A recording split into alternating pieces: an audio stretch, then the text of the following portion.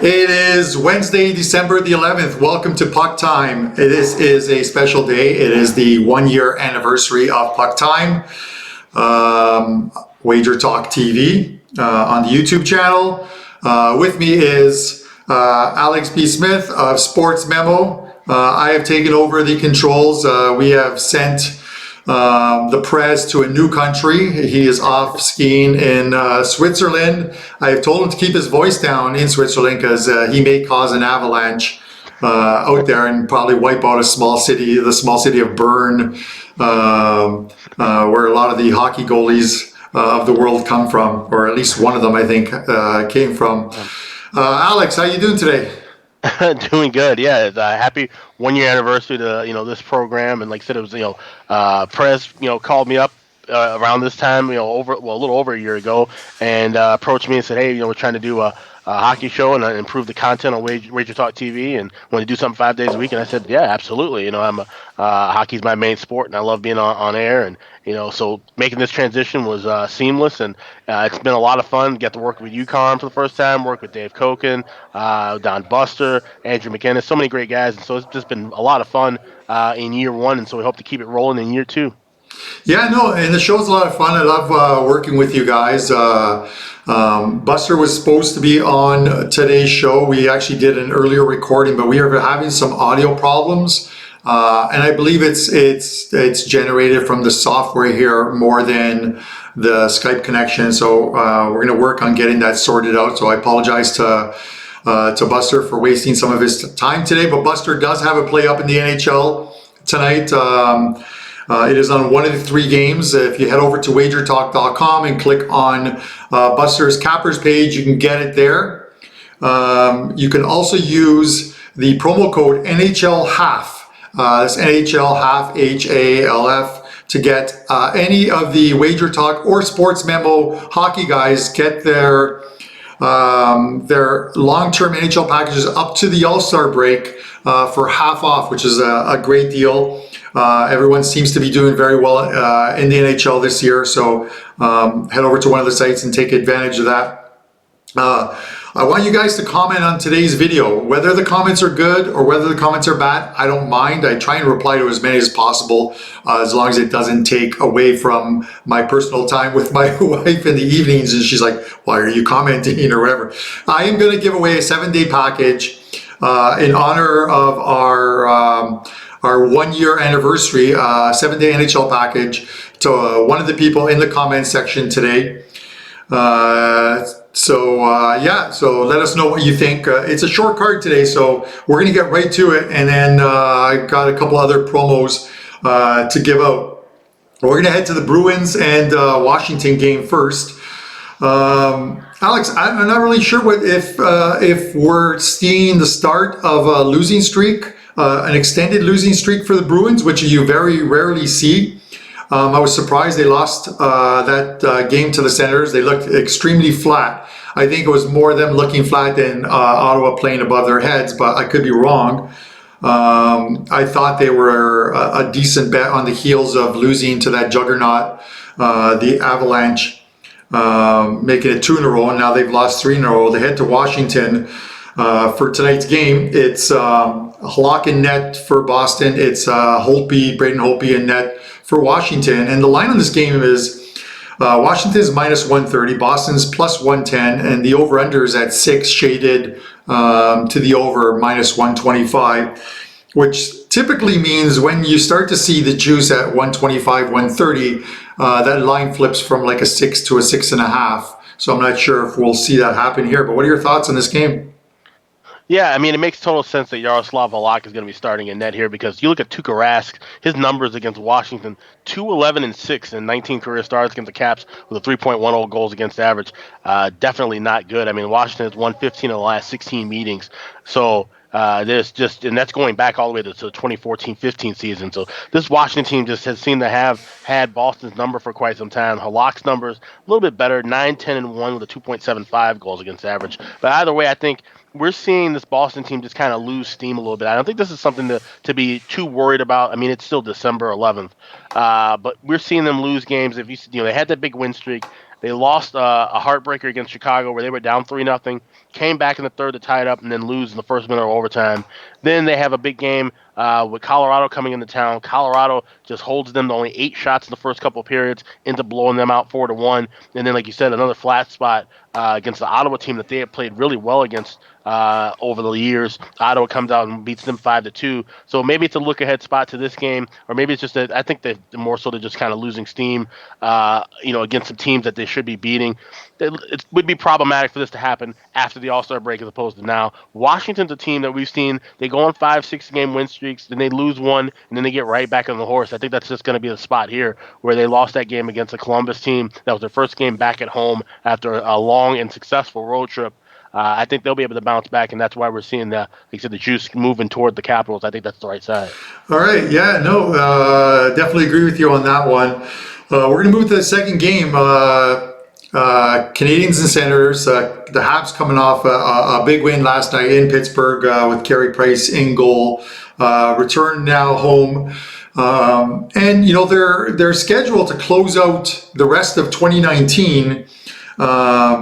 Their first 2 games are home games. They've got back-to-back home games. And then they head on the road for 7 fairly tough games spread out over the next 14 days. Where they'll hit Vancouver, Calgary, Edmonton, Winnipeg, and then finish off with Tampa Bay and Florida, and the Carolina Hurricanes. So not the easiest of schedules, but they now face obviously Ottawa and Detroit. And, we've got rookie Caden Primo scheduled to be in net tonight. It's not confirmed yet, but it's likely going to be him. And it's, I actually think it's a pretty good spot where you can play in both games. In goal, to give him the start against Detroit, give him the start against, obviously, tonight against Ottawa, and maybe get him a couple wins under his belt. It's the one thing that the Canadiens really need right now is wins from their backup goaltending, and give Price that occasional night off, because they're going to need some wins. They're going to need to start stringing some wins together. Ottawa, obviously we mentioned that big win over the Bruins, and Anders Nielsen in goal, and he's been stellar this year so far for considering the type of team that Ottawa has. What are your thoughts here on this game? The line, as I'm seeing it here, is Montreal's 165, the Sens are plus 145, and the total is slightly shaded to the over at 6.5 minus 115. Yeah, I mean, that's a bit high considering how the form in which that Montreal has been playing as of late. Yes, they've won 3 of the last 4, but they had lost 9 of the last 11 before that. Like I said, Caden Primo getting the start most likely tonight, and I agree with you. I think he should get the start, in 3 more days at home against Detroit as well. You want your backup goalie to get work against the weaker teams in the league, and also to give Price a rest before that long road trip starts. So it's a good spot for Primo. And if you look at that one game he had that was against Colorado, it wasn't a horrible game by any means. They lost 3-2, but for a rookie, he ended up facing 35 shots. Made some big saves against a Colorado team that is loaded offensively. We've talked about that throughout the year. So this is a good test for him to get back in front of the home crowd and hopefully carry this momentum that they had from a nice win last night. They snapped Pittsburgh's 5-game home win streak. They said they were able to gain back-to-back wins now. They are 2-4 in the second night of back-to-back so far this year. So, like I said, but that's also kind of been, related to looking back when it was Keith Kincaid who had struggled in net, getting some of those starts. So, I think this is a good spot for Montreal. I like them in regulation minus $1.15 tonight. All right, that's Alex Smith of Sports Memo. You can find him there on Twitter at I always forget your Twitter handle. I'm sorry. If you can give us that Twitter handle. Sports. Yeah, AX Smith Sports. AX Smith Sports.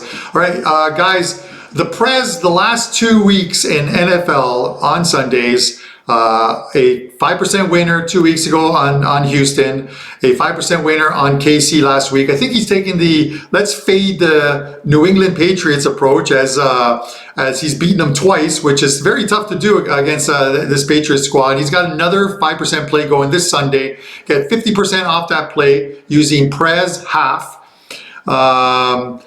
I'm pretty positive he's not fading the New England Patriots this weekend. They're playing the Cincinnati Bengals. It doesn't take much to beat the Bengals. I can find 11 guys who comment on today's video, and we'd probably be favored by 3.5 over the Bengals this weekend. So pick that up. Use press half, 50% off. He's hitting these 5% plays, and they're coming in. So it's money. All right, let's head to this last one, and it's Colorado Avalanche, Philadelphia Flyers. The Avalanche are minus 160. The Flyers are plus 140. The Avalanche come off a loss, and I did take the Calgary Flames in that one, mainly in the fact that the Flames have been playing very well since that coaching change. I think we all talked about it on some previous shows. Avalanche were coming home off 3 big wins against the Leafs, Canadiens, and Bruins, and it just seemed like a good spot to take a Calgary Flames squad that's hot, and you're getting about 135, 140 as a dog. Goaltending wise, it looks like it's Carter Hart confirmed for Philadelphia, and likely Grubauer, but I wouldn't be surprised if they put Francouz in net tonight. If I pronounce his, I hope I didn't butcher his name. Your thoughts here? Yeah, I've heard people say it different way. I thought it was Francouz or Francouz. I'm not quite sure. I have to hear him say it himself to really get that down. But I would expect him to be in net too as well. I mean, Grubauer is healthy enough to where he more than likely will dress for this game. But I don't think they're going to rush him out right away, especially against a Philly team that this is not really a major team that they have to worry about. So let Francouz get some more work in net. There's nothing wrong with that. And you look at Carter Hart, like I said, confirmed for the Flyers. His numbers on the road, not as good as numbers on at home in Philadelphia.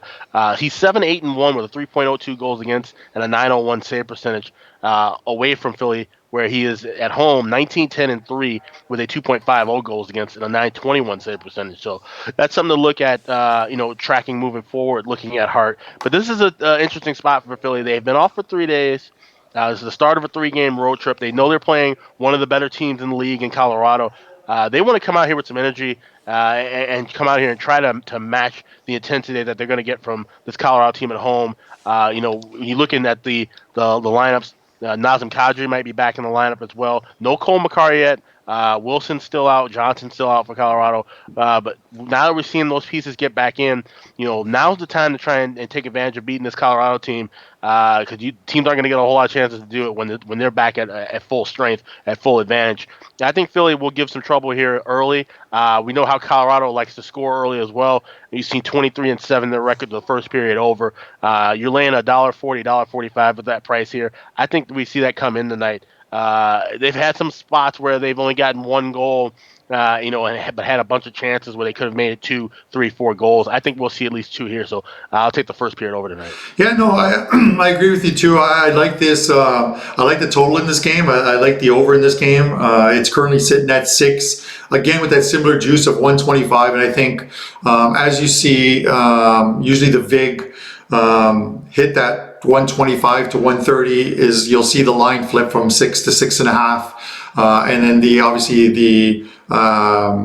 to sort of offset that, the VIG on the under 6.5 sort of kicks in, usually at minus 110 or so. But yeah, no, I expect to see. I think we're going to see some goals there. I think this is where the team totals come in. And I know you're a big fan of those team totals, so. I definitely look at the team total here and the Avalanche. I think it's 3.5 is like minus 130. So I tend to look at that as well too. I'm even seeing it one shop even money with the 3.5. So that's definitely something I'll have circled in my play. Yeah, no, definitely good. I've got one more promo on the screen there. It's for Ralph Michaels. Ralph again is on a fantastic run. He's got 5% play in NFL. He doesn't put a lot of these out, so it's not like you head over to the WagerTalk site and every Sunday Ralph has got a 5% play. That doesn't happen. He's very selective with his 5% plays, and he's got one up. You can get half off of that using Ralph 20. Again, head over to the WagerTalk site, Ralph 20, and get his 5% play. Guys, comment on this video. It's our 1-year anniversary. I'm going to give away a 7-day package, NHL package to one of the comments in this section. Follow me on Twitter, Carmine Bianco, WT.